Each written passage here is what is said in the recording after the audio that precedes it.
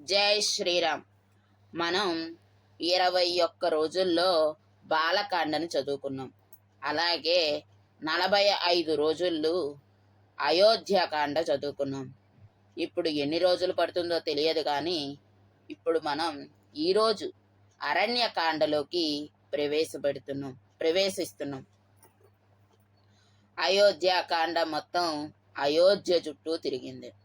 భరతుడు రావడం, రాముణ్ణి బతిమలాడటం, రాముడు ఎంత కష్టమైనా తండ్రి మాటనే నిలబెడతాను అని చెప్పడం, భరతుడు కూడా అన్నయ్యను ఏమాత్రం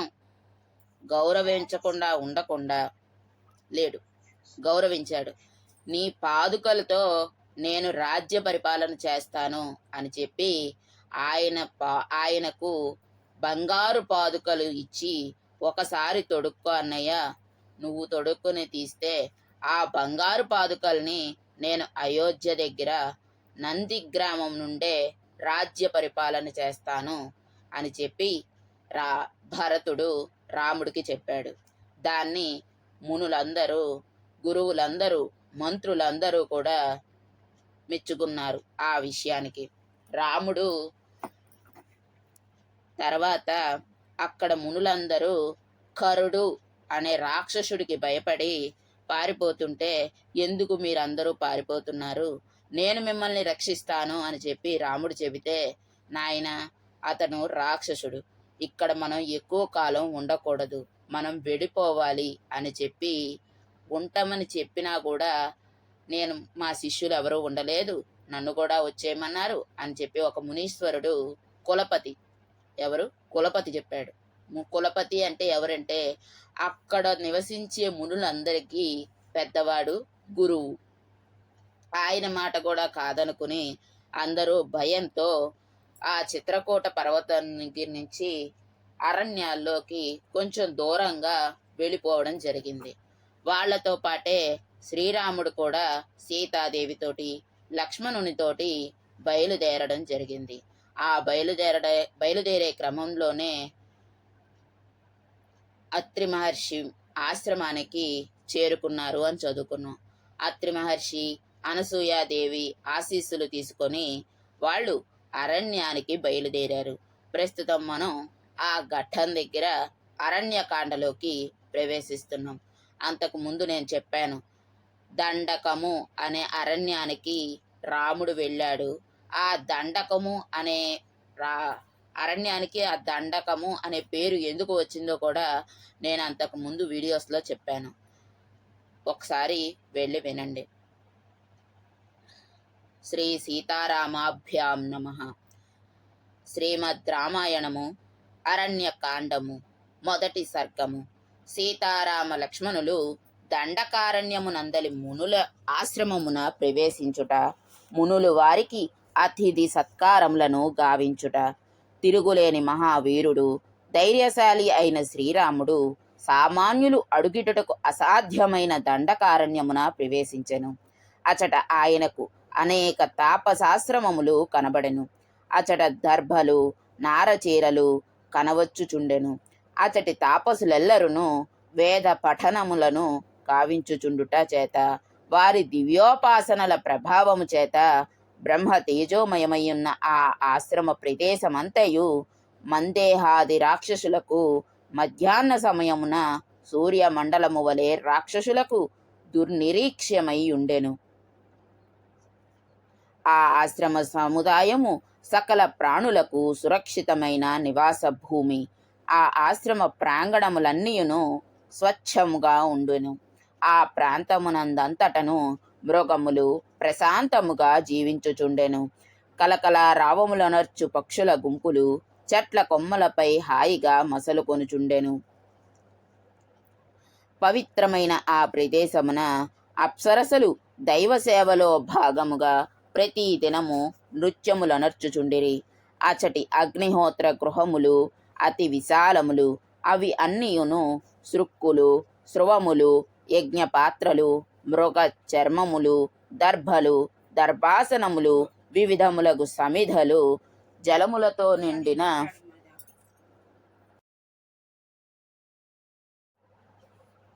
ఆ ఆశ్రమములకు చుట్టూను గల పవిత్ర వన వృక్షములన్నీయును మధురములగు ఫలములతో మనోహరముగా ఉండెను.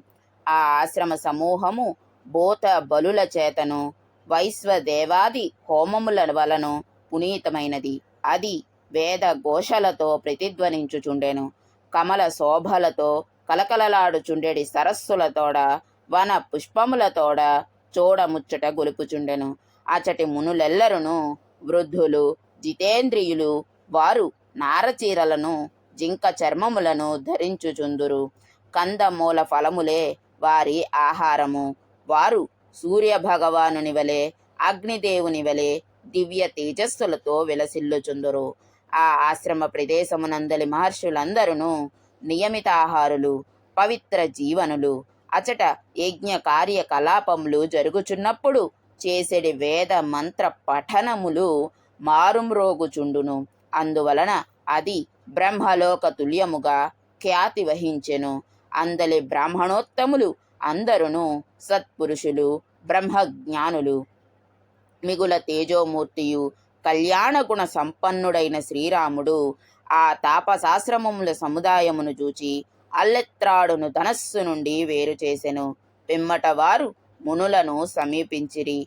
భూత భవిష్యత్తులను దర్శింపగల ఆ మహర్షులు తమ కడకు వచ్చుచున్న రామలక్ష్మణులను మహాసాధ్వియగు సీతాదేవిని దర్శించి మిగుల సంతసించి వారికి ఎదురేగిరి.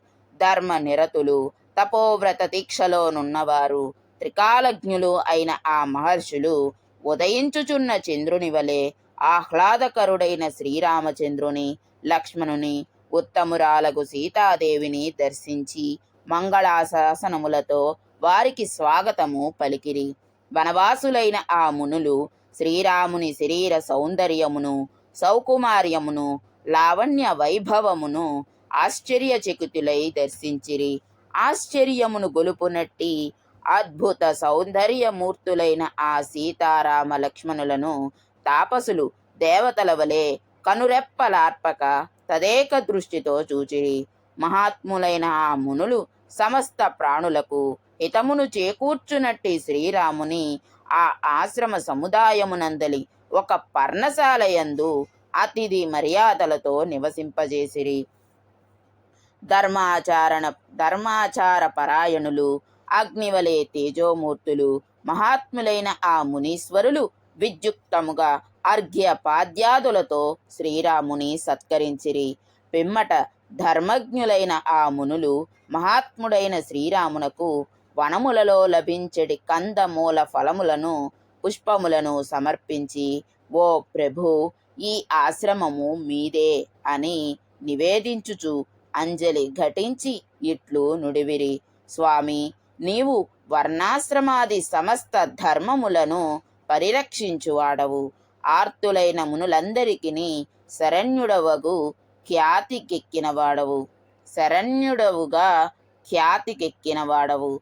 ఎల్లరకును పూజ్యుడవు, మాన్యుడవు, నిగ్రహానుగ్రహ సమర్థుడవు. ఓ రాఘవ, ఇంద్రాది లోకపాలురలో చతుర్థాంశయే భూపతి. అందువలన అతడు ప్రజారక్షకుడై వారిచే పూజింపబడును. సకల భోగ భాగ్యములను అనుభవించుచుండును. సామాన్యుడైన రాజు విషయమే ఇట్లున్నచో అవతార పురుషుడవైన నిన్ను గూర్చి ఇక చెప్పవలసినదేమి? మేము అందరమును నీ రాజ్యమున నివసించుచున్నవారము కనుక మా అందరి రక్షణ భారము నీదే. నగరమునందున్నను వనమునందున్నను నీవే మాకు ప్రభుడవు. ఓ రఘురామ, మేము శాపాయుధములను ప్రక్కన పెట్టితిమి. తపో విధులకు శత్రువైన క్రోధమును పరిత్యజించితిమి.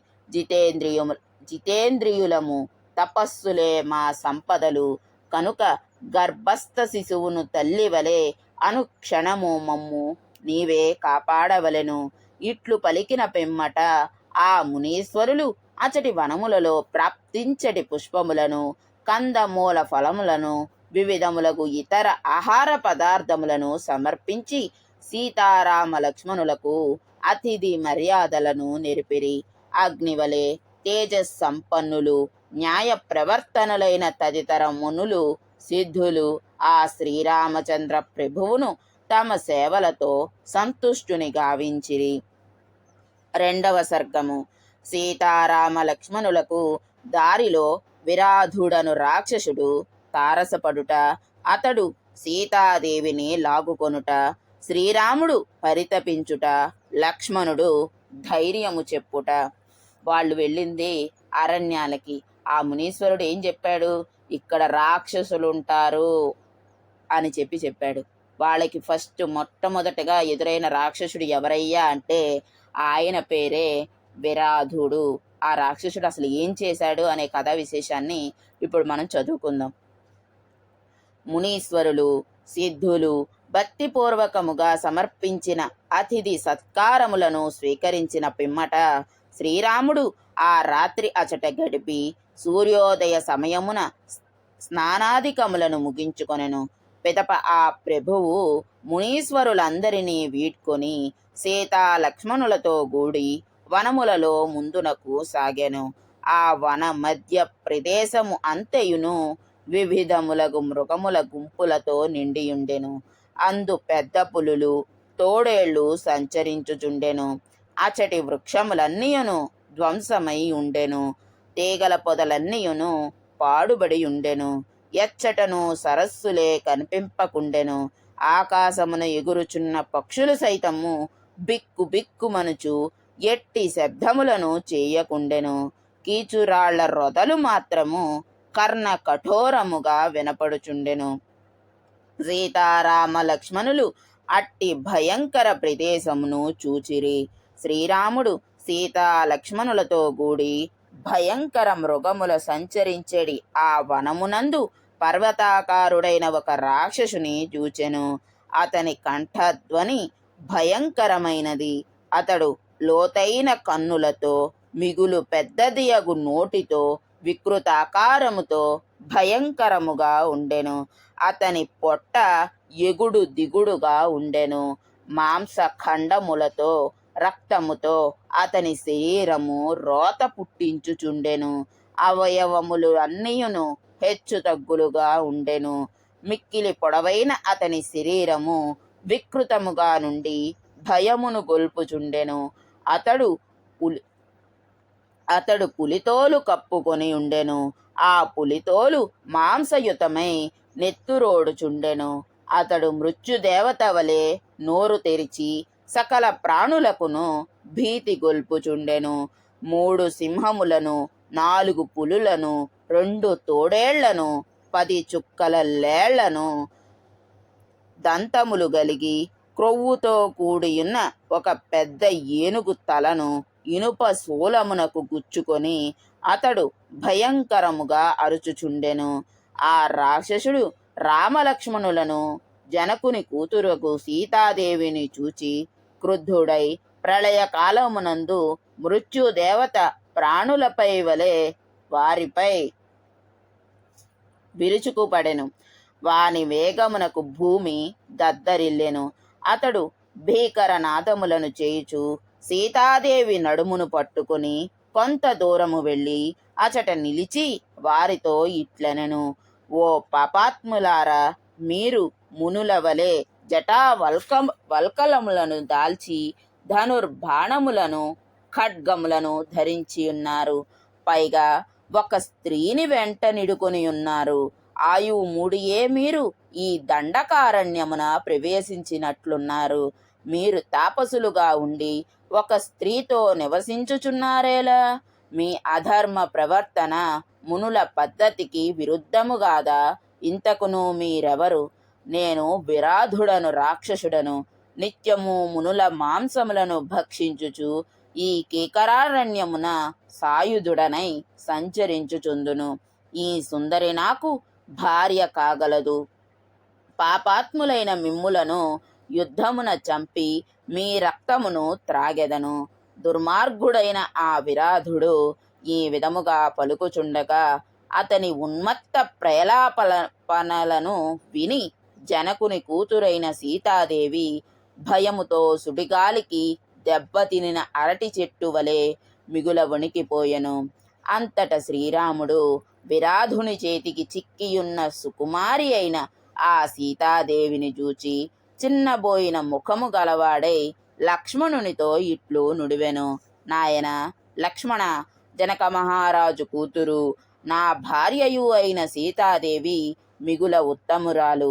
ఆమె వాసిగాంచిన రాకుమారి, సుఖ సంపదలలో పుట్టి పెరిగినది.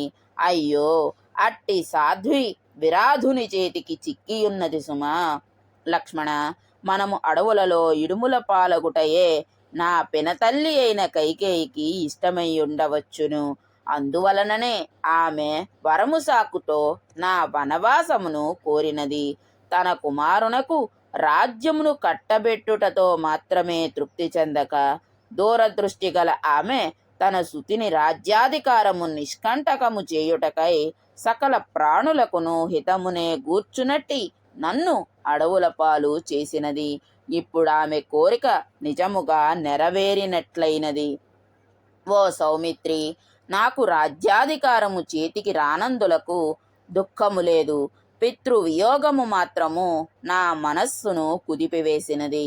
కాని అంతకంటెను వైదేహి పరుని స్పర్శకు లోనగుట నాకు మిక్కిలి బాధాకరముగా ఉన్నది. ఇది యథార్థము. పెను శోకముతో కన్నీరు గార్చుచు శ్రీరాముడు ఇట్లు పలుకుచుండగా లక్ష్మణుడు క్రుద్ధుడై మంత్రబద్ధమైన సర్పము వలె బుసలు కొట్టుచు ఇటులా నుడివెను. అన్నయ్య, దేవేంద్రుని వలె నీవు మిక్కిలి పరాక్రమశాలివి. సమస్త ప్రాణులకు నీవు నాథుడవు.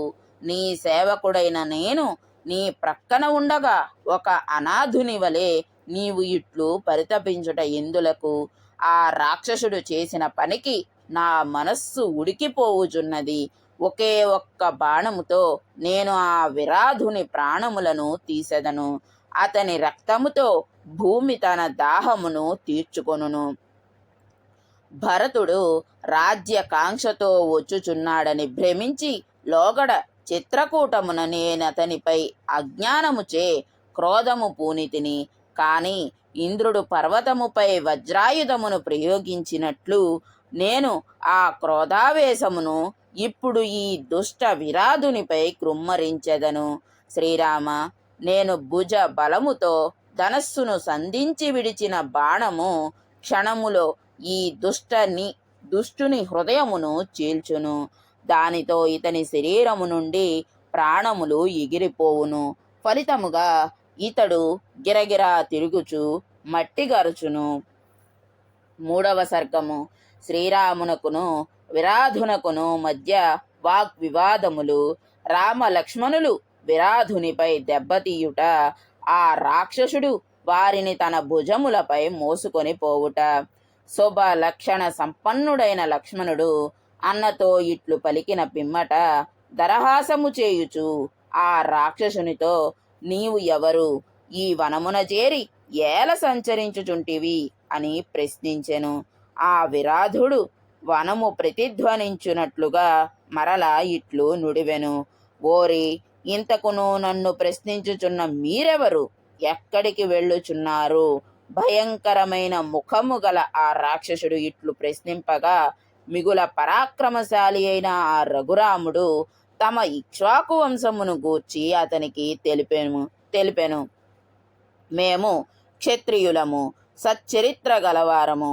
వనములలో సంచరించుచుంటిమి. ఈ దండకారణ్యములో వసించుచున్న నిన్ను గూర్చి తెలిసి కొనగోరుచున్నాము. అప్పుడు విరాధుడు సత్య పరాక్రముడైన శ్రీరామునితో ఇట్లనెను. ఓ రాజా, రాఘవ, నా స్వరూపమును గూర్చి తెలిపెదను, వినుము. నేను జయుడు అను రాక్షసుని కుమారుడను. మా తల్లి సతహ్రద. ఈ భూతలమున రాక్షసులందరూ నన్ను విరాధుడు అని పిలుతురు. నా తపస్సునకు మెచ్చి బ్రహ్మదేవుడు నాకు వరమును ప్రసాదించెను. దాని ప్రభావమున శస్త్రములు అనేవి ఏవైనా సరే నన్ను చంపజాలవు. నా శరీరమును ఎవ్వరూ ఛేదింపజాలరు, భేదింపలేరు. మీరు ఇరువురు ఈ తరుణిని ఇచ్చటనే విడిచి వెళ్ళుడు. ఈమెను ఆశించినచో మీరు అసువులతో మిగలరు. ఈ నారీమణి నాకు దక్కుట వలన నేను మీ ప్రాణములను తీయను. నా మనసు మారక ముందే మీరు వచ్చిన దారి బట్టి పిక్కబలము చూపుడు. ఆ విరాధుని మాటలకు శ్రీరాముడు కుపితుడై కన్నులెర్రజేసి, పాపాత్ముడను వికృతమైన ఆకారము కలవాడగు ఆ విరాధునితో ఇట్లు నుడివెను.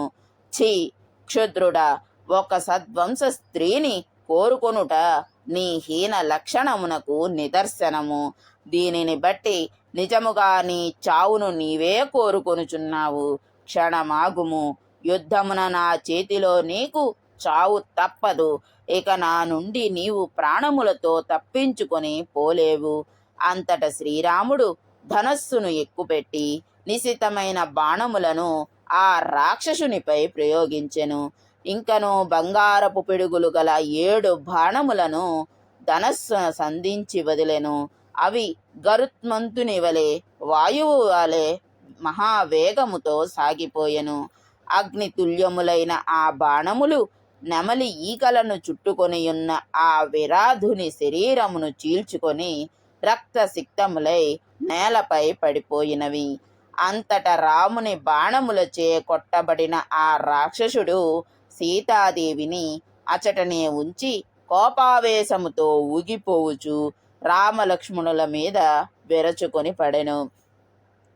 అప్పుడు ఆ విరాధుడు దిక్కులు పిక్కటిల్లినట్లు మహానాదమొనర్చుచు వజ్రాయుధము వలె మహోన్నతమైన శూలమును చేతబట్టి మృత్యుదేవత వలె నోరు తెరుచుకొని భయంకరముగా ఒప్పుచుండెను.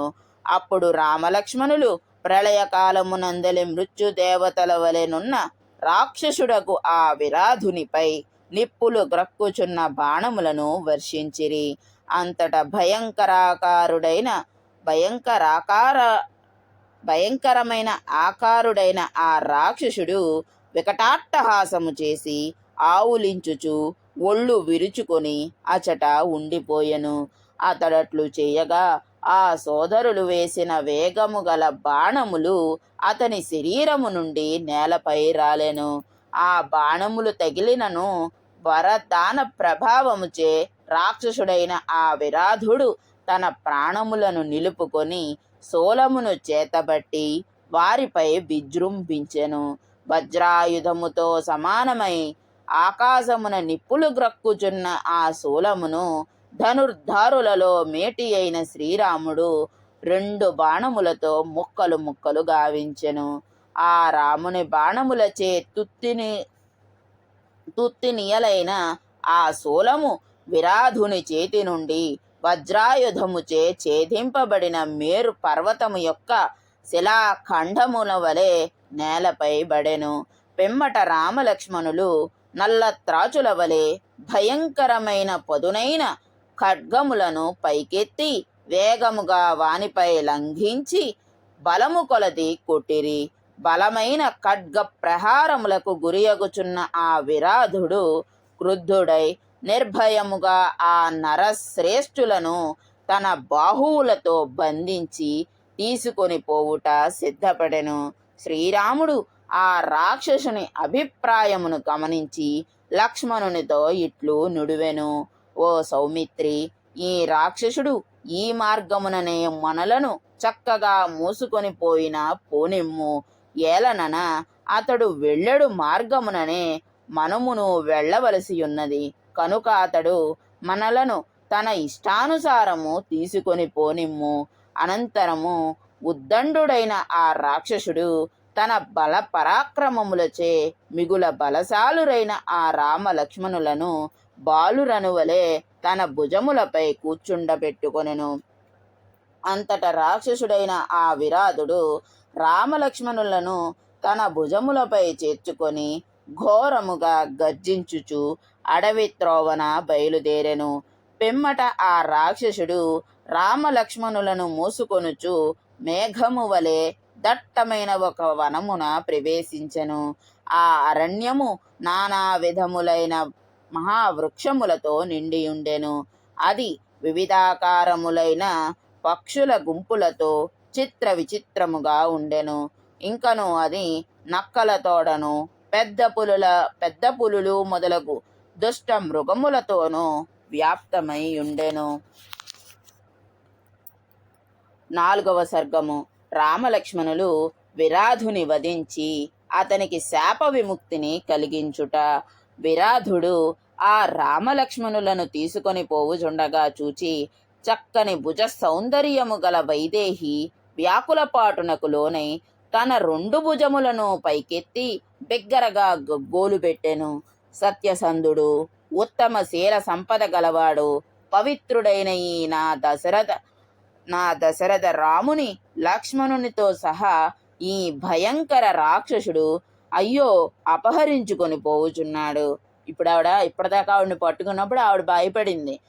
సీతమ్మ తల్లిని పట్టుకున్నప్పుడు రాముడికి బాధ వస్తే లక్ష్మణుడు చెప్పాడు, ఎందుకన్నయ్యా నీ వెనకాల నేనున్నాను, పద యుద్ధం చేద్దాం అని చెప్తే యుద్ధం మొదలు పెట్టారు. అస్త్రాలన్నీ పక్కన పాడేసి వాళ్ళిద్దరినీ చెరుకో భుజం మీద ఎక్కించేసుకున్నాడు విరాధుడు. అడవుల్లోకి వెళ్తున్నాడు. అప్పుడు శ్రీరాముడు ఏమన్నాడయ్యా అంటే, రాక్షసుడు ఎటు వెళ్తే అటు వెళ్ళని, మనం కూడా ఇదే దారిలో వెళ్ళాలి, మనకి నడక తప్పింది అని చెప్పి హాయిగా విరాధుడు భుజం ఎక్కి కూర్చున్నారు ఇద్దరు. వాళ్ళు బాగానే కూర్చున్నారు. మరి కింద ఉన్న సీతమ్మ తల్లి అయ్య బాబోయ్ రాక్షసులు నా భర్తని తీసుకుపోతున్నారు, నా రాముడిని తీసుకుపోతున్నారు, అయ్యయ్యో అని ఆవిడ బాధపడుతోందిట. ఓ మహారాక్షసుడా, ఇక్కడ ఉన్న నన్ను తోడేళ్లు గాని పెద్ద పులులు గాని అట్లే చిరుత పులులు గాని తినివేయగలవు. కాగున కాకుత్స వంశజులైన రామలక్ష్మణులను విడిచిపెట్టి నన్ను తీసుకొని పొమ్ము, నీకు పుణ్యముండును, నీకొక నమస్కారము. అప్పుడు మహావీరులైన రామలక్ష్మణులు ఆ సీతాదేవి యొక్క ఆక్రంద వచనములను విని దుర్మార్గుడైన ఆ విరాధుని వధించుటకై త్వరపడసాగిరి. వెంటనే లక్ష్మణుడు భయంకరముగానున్న ఆ విరాధుని యొక్క ఎడమ చేతిని ఖండించి వేసెను. ఇంతలో శ్రీరాముడు తన పరాక్రమముచే ఆ రాక్షసుని కుడి భుజమును క్షణములో ఛేదించెను. రామలక్ష్మణులు తన చేతులను నరికివేయగా మేఘ సమానుడైన ఆ విరాధుడు మిగుల భీతిల్లి ఇంద్రుని వజ్రాయుధముచే నరుకబడిన పర్వతము వలె నేలపై పడిపోయెను. ఇంకను వారు ఆ రాక్షసుని పిడికెళ్లతో మోకాళ్లతో పొడిచి కాళ్లతో తన్ని భూతలమున పిండి గావించిరి. రామలక్ష్మణులు ఆ విరాధుని ఎన్ని బాణములతో కొట్టినను, ఎంతగా ఖడ్గములతో గాయపరచినను, చేతులను ఖండించి క్రింద పడవేసి ముష్టిఘాతాలతో నుగ్గు గావించినను ఆ రాక్షసుడు మాత్రము చావలేదు.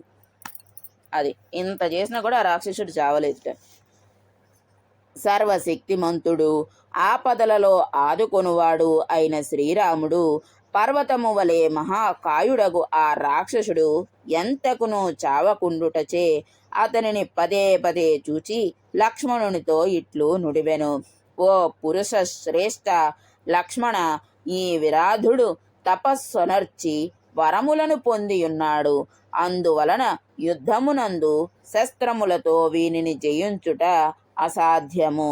కనుక ఈ రాక్షసుని భూమిలో పాతిపెట్టుదము. శ్రీరాముడు నుడివిన మాటలను విని ఆ రాక్షసుడు పురుష శ్రేష్ఠుడైన శ్రీరామునితో ఇట్లు వినమ్రవచనములను పలికెను. ఓ మహాపురుష, ఇంద్రుని అంతటి బలశాలివైన నీ దెబ్బకు చచ్చితిని.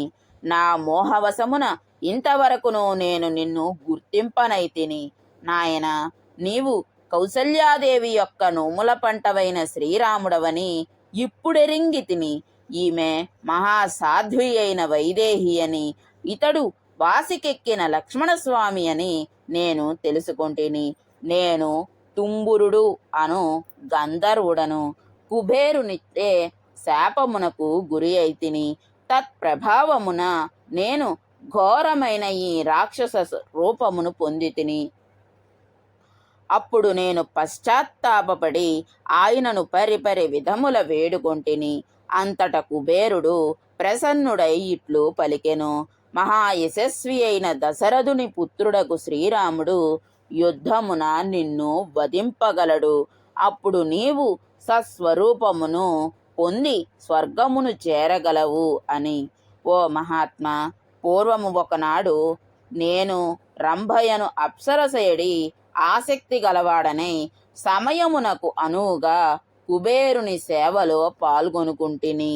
అందులకు క్రుద్ధుడై అతడు నన్ను పై విధముగా శపించెను. నా వినతిపై శాప విముక్తి రీతిని కూడా తెలిపెను. స్వామి, నీ అనుగ్రహము వలన భయంకరమైన ఆ శాపము నుండి నేను విముక్తుడనైతిని. ఇక నా లోకమునకు నేను వెళ్ళెదను. మీకు శుభమగుగాక. మహా తపస్వియు మిక్కిలి ధర్మాత్ముడైన శరభంగ మహర్షి ఈ సమీపముననే వసించుచున్నాడు. ఓ ప్రభు, సూర్యుని వలె తేజస్శాలి అయిన ఆ మహాత్ముని ఆశ్రమము ఇచటికి 1.5 యోజనముల దూరమున గలదు. వెంటనే ఆయనను దర్శింపుము. ఆ ముని మీకు మేలు చేయగలడు. ఓ రామ, నన్ను ఈ గుంతలో పూడ్చిపెట్టి నీవు హాయిగా వెళ్ళుము. మరణించిన రాక్షసులను ఇట్లు సమాధి చేయుటయే పరంపరగా వచ్చుచున్న పద్ధతి. ఈ విధముగా భూమిలో పూడ్చిపెట్టిన వారు పుణ్యలోకములకు చేరుదురు. మిగుల బలశాలి అయిన విరాధుడు శ్రీరామునితో ఇట్లు నుడివి బాణముల వలన కలిగిన బాధకు తట్టుకొనలేక వెలవెలలాడుచు దేహమును వీడి స్వర్గస్థుడాయను. అవసాన దశలో విరాధుడు పలికిన మాటలను విని శ్రీరాముడు లక్ష్మణుని ఇట్లు ఆదేశించెను. ఏనుగు వలె భయంకరాకారము గలిగి క్రూర కర్మలను చేయుచుండెడి ఈ రాక్షసుని పాతిపెట్టుటకై ఈ వనమునందు ఒక పెద్ద గోతిని తీయుము. గొయ్యిని త్రవ్వెడు బాధ్యతను లక్ష్మణునకు అప్పగించిన పిమ్మట పరాక్రమశాలి అయిన శ్రీరాముడు ఆ విరాధుని గడకేగి వాని కంఠముపై తన పాదముతో త్రొక్కెను. పిమ్మట లక్ష్మణుడు పలుగును తీసుకొని ఆ విరాధుని మహాకాయము ప్రక్కన ఒక పెద్ద గోతిని త్రవ్వెను. శ్రీరాముడు ఆ రాక్షసుని కంఠముపై నుండి తన పాదమును తొలగింపగనే నిక్కబొడుచుకొనియున్న చెవులు గల ఆ విరాధుడు భీకరమైన ఒక మహానాదమును చేయసాగెను. అప్పుడు లక్ష్మణుడు అట్లు అరుచుచున్న ఆ విరాధుని ఆ పెద్ద గొయ్యిలోనికి నెట్టదొడంగెను. అసహాయ శూరులు రణరంగమున స్థిరముగా నిలిచియుండువారైన రామలక్ష్మణులు భయంకరముగా అరుచుచున్నవాడు యుద్ధమున తమ చేత నిర్జితుడు అయిన ఆ రాక్షసుని లేవనెత్తి సంతోషముతో ఆ గోతిలోనికి విసిరేసిరి. నరశ్రేష్ఠులను యుద్ధము చేయుటలో ఆరితేరిన వారు అయిన రామలక్ష్మణులు ఎంతటి వాడి బాణములతో కొట్టినను ఇతడు చావడు అని నిశ్చయించుకొని విరాధుని పడవేసిన గోతిని మట్టితో పూడ్చి అతనిని చంపివేసిరి. శ్రీరాముడు వనవాసి అయి తన కడకు వచ్చినప్పుడు ఆయన చేతిలోనే మరణింపవలనని విరాధుడు కోరుకొనుచుండెను. అందువలన అతడు తాను శస్త్రములతో మరణింపను అని అనుచు తన మృత్యు రహస్యమును శ్రీరామునకు వివరించియుండెను. ఆయన శస్త్రాలతో చావట్ట, కేవలం ఆయన్ని పూడ్చిపెడితేనే చస్తాట. ఆ విషయాన్ని, ఆ మృత్యు రహస్యాన్ని విరాధుడు శ్రీరాముడికి వివరించాట. విరాధుని మాటలను ఆలకించి శ్రీరాముడు అతనిని గోతిలో పూడ్చిపెట్టుటకు నిశ్చయించుకొనెను. అందువలన రాముడు అట్లు వానిని పూడ్చిపెట్టుచుండగా ఆ విరాధుడు కావించిన అరుపులు ఆ వనమందంతటను ప్రతిధ్వనించెను. రామలక్ష్మణులు భూమిలో పాతిపెట్టుట ద్వారా విరాధుని హతమునర్చి మిక్కిలి సంతసించిరి. పిమ్మట వారు కేకరారణ్యమునందలి ఆ గోతిని రాళ్లతో కప్పివేసిరి.